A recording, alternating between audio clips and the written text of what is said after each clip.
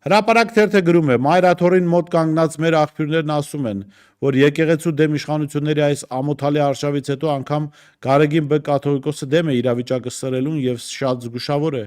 Օրինակ նա դեմ է եղել իրավաբանների եւ հոգեվորականների մասնակցությամբ կլոր սեղանին, մեծ դժվարությամբ են նրան համոզել, որ դրանում ոչ մի վատ բան չկա։ Պետք է նման բան կազմակերպել։ Դեմ է եղել նաեւ Սամվել Կարապետյանի կողմից հայտարարություն անելուն։ Հայտնի է, որ Կարապետյանը վեհափարի մոտ ընդունելությունից հետո հենց էջմիածնում էր այդ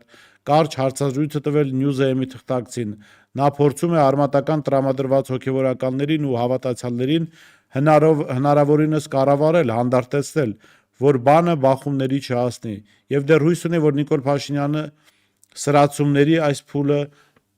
կանցկացնի։ Ես չգիտեմ, վեհափար հայրապետը իրականում վստահ է, կարծում է, որ Նիկոլ Փաշինյանը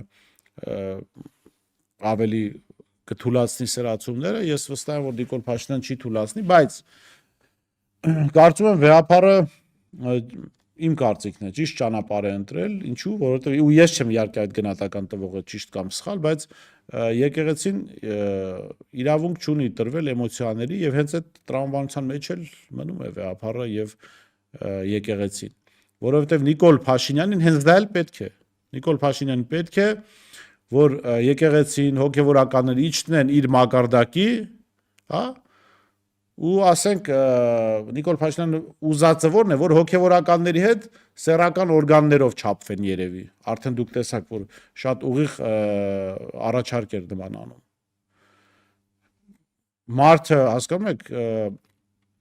աշխարհի հնագույն եկեղեցիներից մեկի առաջնորդն է, ինքը պիտի իջնի Նիկոլի մակարդակին։ Նիկոլ Փաշինյանը սեռական օրգանների չափումներ կարող է անել Ռոմանոս Պետրոսյանի հետ, սա արդեն իմ առաջարկն է, ոչ եկեղեցու։ Իհարկե,